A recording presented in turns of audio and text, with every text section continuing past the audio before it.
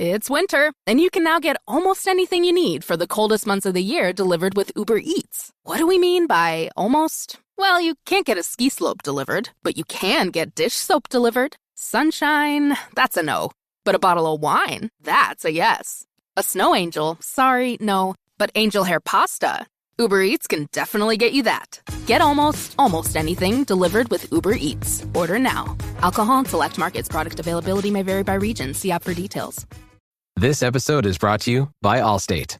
Some people just know they could save hundreds on car insurance by checking Allstate first. Like you know to check the date of the big game first before you accidentally buy tickets on your 20th wedding anniversary and have to spend the next 20 years of your marriage making up for it. Yeah, checking first is smart. So check Allstate first for a quote that could save you hundreds. You're in good hands with Allstate. Savings vary. Terms apply. Allstate Fire and Casualty Insurance Company and Affiliates. Northbrook, Illinois.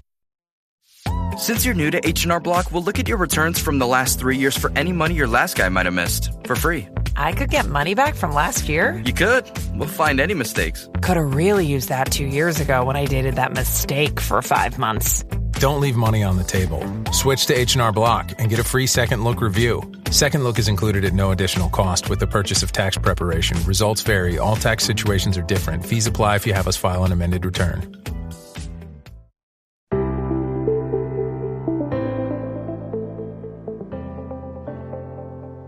Hello and welcome to the Paddock and the Pavilion, where we bring you conversations with some of the biggest names in horse racing. I'm Stephen Wallace, and today I'm joined by a man who had a fantastic 2024 season, experienced flat jockey Rab Havlin. Rab enjoyed a string of successes last year, including his second ever Group 1 win in the saddle, along with several other big race victories. We'll be looking back on those achievements, discussing life at John and Thady Gosden's Clarehaven stables in Newmarket, and hearing his thoughts on the year ahead in 2025. Welcome back to the show, Rab. Hi, Stephen. Yeah, good to be back. Yeah, you were the first person I interviewed on this, the Paddock and the Pavilion. You weren't the first episode, you were episode 3, but I spoke to you first at the end of May 2020. It was just before racing started when we were in lockdown. Yeah, God, seems like a long time ago now, doesn't it? Yeah, you were going off to Newcastle, I think, on the 1st, but you certainly rode Palace Pier. I looked up on the 6th of June at Newcastle. Yeah, I've come across some good rides at Newcastle over the years, yeah, and he was one of them, so that was good. His work hadn't been shown us a lot at home, and he was supposed to run in a decent race, but we decided to go up there for a handicap and just to make sure, and he got the job done. It seems a long while ago. That's 5 years ago now, nearly. Oh, I don't know. The time flies, doesn't it? Since lockdown, it just seems like an age away, really. Firstly, I wanted to chat to you about your injury. You had an injury, or you had an incident in the stalls on the 18th of November at Southall. How are you feeling now, and can you let listeners know what actually happened? Yeah, so we were at Southall. I was riding a horse for Rod Milman Arjad, an old handicapper, and we still to this day don't know what caused it, because, at first I thought he'd maybe stood in the shoe, but he kind of jumped at the stalls, went 5 strides, and he just stumbled for some reason. His front legs just tripped up and went down in his nose, and I was unlucky, but I was lucky enough that I kind of just flipped over his head and landed on my back, flat on my back and not on my head. And I kind of bounced forward, but being in front of him at the time, I kind of went to roll forward, and he came behind me and stood on my shoulder and gave me a good kick in the back of the ribs. So hence the injury. So what was the extent of your injury? So I done sort of 4 ribs, a couple of little fractures, and mainly deep bone bruising with the ribs. So it was pretty uncomfortable for quite a time. What's the plan then? I know we're speaking off air, and you went to Peter O'Sullivan House at Newmarket. Yeah, so obviously spoke to Jerry Hill, and we organised to go into Peter O'Sullivan House, and I think I was in there about 3 days after it happened, and obviously Ross and the team down there are really good. And we started off with a bit of physio on the ribs. And I think within a week they had me in the pool and doing some light exercises in the pool, which is very difficult with ribs. Without that pool, you'd be kind of just laid at home in bed and getting some light maintenance on it. But the pool's a big help, and it just helps you keep a level of fitness. You're obviously going to lose a fair bit of fitness, but it helps you keep a good level of fitness for when the rehab really starts. So it was amazing to have that facility. Did you set a target to come back? Not really. I mean, when you go there, they kind of tell you when you'll be ready to come back. So you're kind of really relying on the guys there and the physios and the gym team and everything. And obviously there's it's a lot different these days. There's a series of tests you have to pass before you're assigned fit to ride again. So being in there sort of 5 days a week, they can point you in the right direction, and they liaise with Cherry Hill for the BHA, and between everybody they can put a date on when they think you'll be ready to be back. That was my next question. What's the procedure then to come back? You have to meet certain tests from the doctor. Yeah, you've got to meet strength and fitness tests, in the gym, and there's obviously a lot of things that you need to be able to do before you compete in a race again. So, the walk bike and sort of pull-ups and planks and equisizer stuff, and yeah, it's good. You don't think it's good at the time, but when you come through it, and you're having your first rides back, you definitely feel the benefit of having previously been injured in the past decade. I definitely felt better on my comeback rides than I would have done in previous days. That must be hard doing a plank with bruised ribs. How long do you have to do? Well, you have to do 2 minutes each side as a minimum. But I'd done plenty of strengthening work in the gym and stuff beforehand, so I found it all pretty easy, to be honest. And were you riding out before you obviously came back? Yeah, I was riding that for 2 weeks before I came back, race riding. So, as I say, they kind of tell you when you're ready to take the test, and when you to start riding that again. So, yeah, it's I think that the system they've got now is quite good. And that must have improved an enormous amount since you first started riding. Oh yeah, I mean, you used to go back and squeeze the doctor's fingers, and that would be it. You were fine, but look, you would never come back even in the old days if you didn't think you were ready to come back. You might have not been as fit as you wanted to be in race riding. We always used to say the only way you can get race riding fit is by race riding. And I still believe that, but you can get a lot of core strength and maintain a lot of core strength with the work they do in the gym, and I definitely felt the benefit for it. Having my first rides back, I had 4 rides my first day back, and a couple of seconds in a winner. So, and I felt great. So, yeah, it's definitely a big positive these days. Do you feel 100% now? Yeah, 100%. And even though I'm back riding, the days off or the night racing, I'm still, I have my own gym at home, but I'm still using the facilities down at Peter Sullivan House, and I'm still getting, a bit of physio with the physios done there, and Glenn's got me on a good gym program, so I'm quite enjoying it. And because of the injury, I probably wouldn't have used it as much, but now because of that, I'm using it quite a lot now, and I couldn't recommend it enough to people. That's also close to hand, which it wouldn't have been until that was built.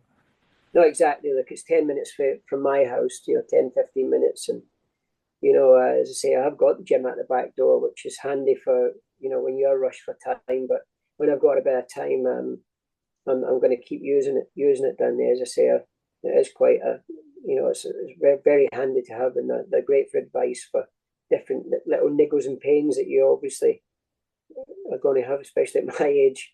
So there's always plenty of advice on hand. So it's really handy, and I've been singing its praises since I started going there. What your age? You're still only, was it 50? 51 now. When the game tips off, the NBA action is just beginning on FanDuel, America's #1 sportsbook. Because FanDuel is your home for NBA live betting. However you want to play, now is the perfect time to join. Make every moment more with FanDuel, official sports betting partner of the NBA. 21 plus and present in Virginia. First online, real money wager only. $5 first deposit required. Bonus issued is non-withdrawable bonus bets which expire 7 days after receipt. Restrictions apply. See terms at sportsbook.fanduel.com. Gambling problem? Call 1-800-GAMBLER. At your job, do you ever have to deal with a nose roller? How about a snub pulley? Well, if you're installing a new conveyor belt system, dealing with the different components can sound like you're speaking a foreign language. Luckily, you've got a team ready to help. Grainger's technical product specialists are fluent in maintenance, repair, and operations. So whenever you want to talk shop, just reach out. Call, click Grainger.com, or just stop by. Grainger, for the ones who get it done. So what's it like riding as a flat jockey in the winter on the all-weather? That's grand. You know, you keep ticking away on there, and you have to have your wits about you. You race really tight on the all-weather. I mean, it does get a little bit boring at times because we're going to the same tracks every week. You know, you could drive it with your eyes shut, and you don't obviously have the variety of the tracks we have for the summer. But it's good that we've still got a lot of people used to head off in the winter to abroad and places. So it's good if you've got a family to just tick away on the all-weather and take a holiday here and there. You can still get to ride some decent horses, though, during the off-season as such, can't you? Yeah, well, you know, obviously late maturing types. I mean, we've seen it over the years. We've used Newcastle and the all-weather tracks for, introducing some late maturing 2-year-olds, which have turned out to be real stars. You know, the Enables and Palace Piers and Stradivarius and horses like that. So, you know, it's a good. You don't have to knock them on the head at the end of the flat season, which we used to do, and then run those sort of types in the spring. So they've kind of, you know, there's a good novice schedule there for, you know, novice and maidens for those type of horses. So you don't necessarily have to gear them down as the season ends. You can keep training them and get that run into them. You know. Have you ridden any for John and Thady since the turf finished that could be stars in 2025? Well, obviously, I was out for the end of November to not long ago. So, you know, Kieran Schumacher's been kind of taking over that mantle these days. So he rides them. But we did introduce a few nice maidens at the back end there. And, you know, then you put them away and they obviously mature over the winter and come out in the spring. And it's usually the springtime that, you know, we take the wrappers off them again and see how they've developed and how they've strengthened up. So, you know, these novices and maidens that win sort of November, December, it's you know, they're completely different horses come March and into the springtime. So it's nice to see the ones that mature that sometimes don't. You are listening to The Paddock and the Pavilion with Stephen Wallace. Don't forget, you can find this show along with our archive of over 300 episodes on Apple Podcasts, Amazon Music, Spotify, or on our YouTube channel.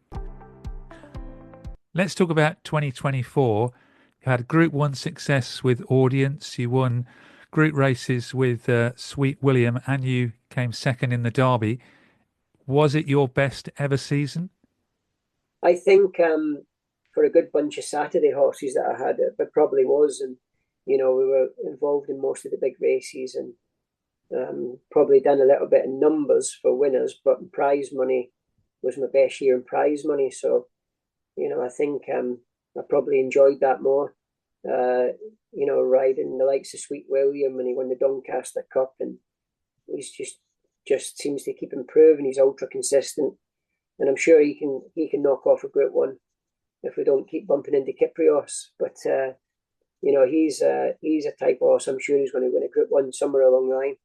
And with Audience was, you know, it was great with Audience because I always had a lot of faith in the horse, and we knew he's had a lot of ability, but it was hard getting out of him on the track. But when things go right for him, he proves that he's a proper Group 1 horse.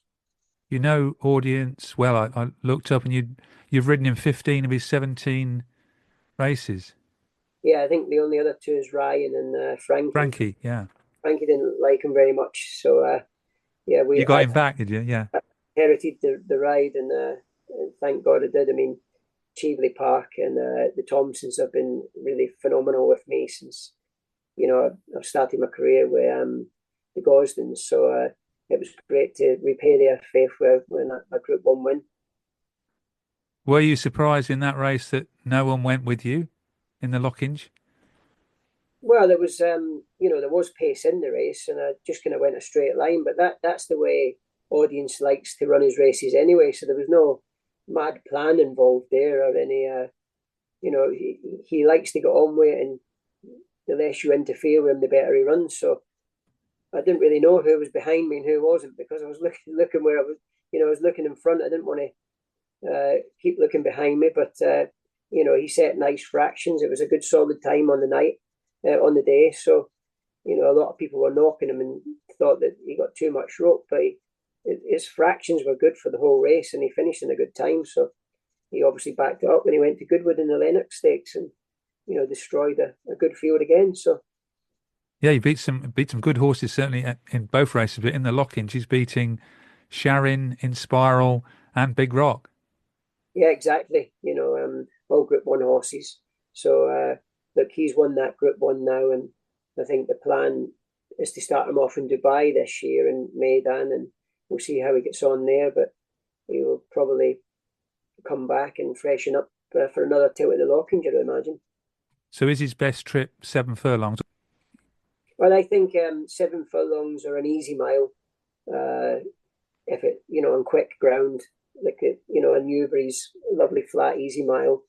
But he's pretty versatile. He's not a slow horse. We've run him from 6 furlongs to a mile, and he's obviously decent the whole way along. He can go a real good fast fractions without having to ask him. So he's pretty versatile on trips. Going back to Sweet William, he's a funny ride, isn't he? Yeah, he's a real character at home. He's a character to ride. Philippa Cooper's been unbelievably loyal to me over my career, and Sweet William to come along, and obviously we won the Doncaster Cup, but as I say, I think he'll definitely win a Group 1, and he's obviously second to Kyprios in the Champions Day this year, and I feel he's getting better and better, and his work at home towards the back end of last year was more. He was more willing. He's been called a lot of names in the past, but it's a little bit unfair. You can see where it's coming from, but he's probably the most consistent horses in those cup races, because he's never been at the first three in his whole life. So, probably some of those names, maybe you could call them in the past, but probably not, in his latter races for the second half of last year anyway. I guess those cup races, including the Ascot Gold Cup, will be his targets again this year. Yeah, look, we don't know where we're going to start him off, because obviously we started him off in the Cigarro last year, and he would have a Group 2 penalty this year, so it possibly could be York we start him off. But he'll be in all those the cup races, and obviously the main target will be the Gold Cup. And he's a horse that the further he goes, the better he goes. So and he's versatile as well. He goes in any ground. He's won in every ground, and I just hope that Kyprios stays away one day. Yeah, Kyprios. How good is he as stayers go? Well, he's obviously one of the best we've seen for a long time, isn't he? He's got his quirks about him, but he's got a big engine, and he pulls it out when it matters. And he's obviously going to be a tough nut to crack, because he's obviously a better horse. But we're just hoping one day we can avoid him and nick one. Let's talk about Epsom and the Derby. Were you surprised to get the call to ride Ambiente Friendly? Yeah, I was shocked, actually. I've known Tim for a while, and he gave me a ring on the Sunday night, and I said, look, just think about it before you do anything. And I said, but obviously I'm not going to turn the ride down. And the next day he just texts me, says, I've done it, you're on the horse. And that was it. That was how it happened. So we're getting a bit of flack in the papers and everything else, but you just got to put your blinkers on and ignore everything else. And we got a great spin run in Epsom, and it was a great run, just 1-2 good for us. Yeah, just going back, is that just racing? You must have lost ride yourself when you had ridden a horse before. Yeah, well, I've ridden a few Derby winners that I wasn't on in the Derby and guineas and different things like that. So, I spoke to Callum and I said, look, there's nobody knows how you feel more than me. It's happened to me plenty, but you just got to wipe your mouth and move on, and that's what he done. He's riding plenty of winners now, Callum, and he'll get his chance. Was the build-up to the race being on the second favourite different to other races? Well, I was since the day I got the ride, I was in riding him most mornings, getting to know him. Canton up Warren Hill was gallops, so I kind of knew him pretty well come Derby day, and I was keeping myself busy. There's obviously a lot of other rides in between since I picked the ride up in the Derby, and you kind of just put it to the back of your mind, and then come the days before when you see the entries and the draw, the declarations and the draw, and you start to put a bit of plan in your head and talk to a few different people and get some advice, and thankfully everything that the way we wanted to ride them, it all fell into place, and it kind of worked like clockwork, and we arrived there with a good chance, but we just weren't good enough for the last furlong and a bit. Any other year, if you hadn't had a superstar horse like City of Troy, you may have stayed on to win. Exactly. Well, he was a decent winner, wasn't he? You take City of Troy up, but you say if you're going to get beaten, you may as well get beaten by a champion like that. You then went on to the Irish Derby, came third. Yeah, obviously we came third, and he travelled well that day. He was getting a few bumps from the inside, but I don't think that really cost him. He just didn't finish out very well the last furlong, and possibly we think he might have been better coming back to a mile and a quarter. But look, he had a good run again in the Irish Derby, and obviously the winner was a pacemaker in the English Derby, and ridden with a little bit more conservatively in Ireland. He just found a little bit more towards the end. Do you know if he's staying in training in 2025? I think that's the plan. Yeah, I think he's having a bit of a holiday at the minute, and the plan will be for him to come back in training, and obviously they'll plot a route with him then. So do you think you might get some more rides on him, or? Well, hopefully. You never know what happens. So I'm hopeful. Tim definitely said that, I'd probably stay on him. So we'll see. Let's talk about Clarehaven. Has that changed a lot since Thady joined John in 2021? Not really. It was quite a smooth transition. He'd been around the place for quite a while anyway. Thady, I've known Thady since he was a real young lad, and we're good pals, and he'd come racing with me quite a lot when he first started coming into the yard. So we go racing quite a lot together, and if anything, he's brought a few new ideas and kind of dragging us into the 21st century sort of thing. The world doesn't stand still, does it? So he's brought some new ideas and websites, and and the owners are getting a lot more information about the horses day to day. So our European campaign has changed a little bit with the Middle East and stuff, which Thady's quite keen to get involved in. So yeah, everything in a positive manner. Everybody seems to have their own racing carnival now. Especially in the Middle East, and it's getting bigger and bigger, and it's our job to try and find horses to target them races. So I think we've got runners in Bahrain and Saudi, Qatar, and in Dubai in the next couple of months. So that's great. You must be hoping for a better season though at Clarehaven in 2025. Yeah, it was quiet by our standards. We only had 2 Group 1 winners, but I think going into the season we knew the older horses were getting older, and they weren't getting quicker. So that's just natural progression. We had a good few years out of those flag bearers, and that's time to find the new ones. So it was obviously by our standards, it was a little bit lower, but it wasn't a shock to everybody. So we have to find the new stock, and that's what happens every sort of 4 or 5 years. Talking about quiet, it must be quieter there with no Frankie Dettori. yeah, quite. He rings me twice a day, so to rub it in how nice the weather is in America. So yeah, I'm still in regular contact with Frankie, and he was on the phone earlier today. So yeah, he's enjoying life in America. He's back in California now after having 10 days in Miami for the Pegasus, and I think he's got some good rides on Saturday night. He's riding tonight, and he's got some good rides for Bob Baffert on Saturday night in Santa Anita. So he's enjoying himself.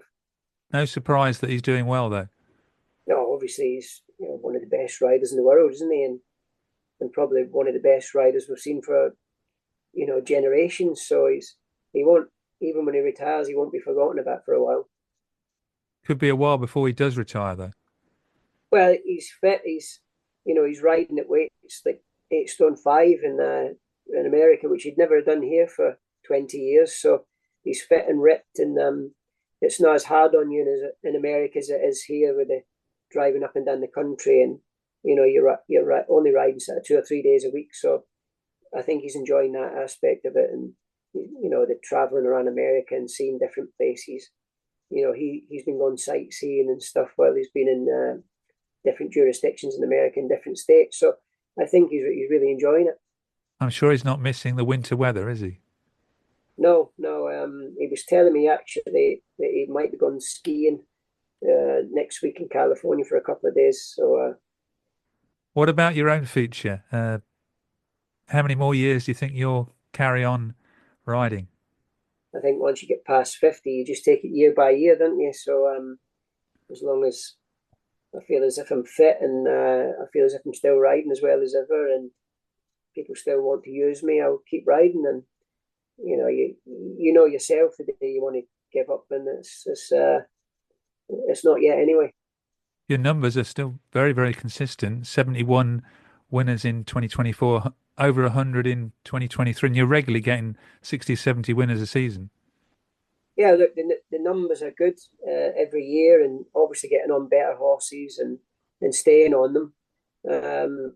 You're picking up good rides and good races, and as long as that continues, I'll keep riding as long as I feel fit enough, and I certainly feel fit enough now. You've still got the desire then? Yeah, still got the hunger, and to say you enjoy the big days and maybe not as much the little days, but every day is different, and I'd rather be doing that than sitting in an office. There can't be many better places to work than Clarehaven. Yeah, well, this time's always a good time of the year. We're kind of getting into February now, and we'll start a lot of horses cantering back that have been kind of just trotting through the winter, and the spring's round the corner, really, isn't it? When you get into February, it's a short month. So yeah, it's exciting times ahead, and there's no disappointments at this time of the year. So it's all, everybody's looking forward. Thank you very much, Rab, for coming back on the Paddock and the Pavilion. The very best of luck for the 2025 season, and let's hope that Kyprios, for some reason, doesn't turn up at the Ascot Gold Cup. That'd be nice. That'd be the dream.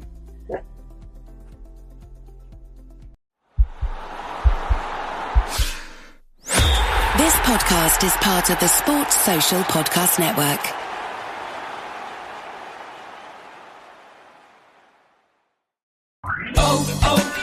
O'Reilly. Check engine light on? Take the guesswork out of your check engine light with O'Reilly Veriscan.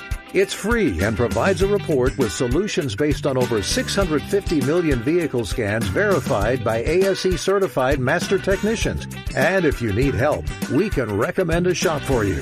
Ask for O'Reilly Veriscan today. O'Reilly.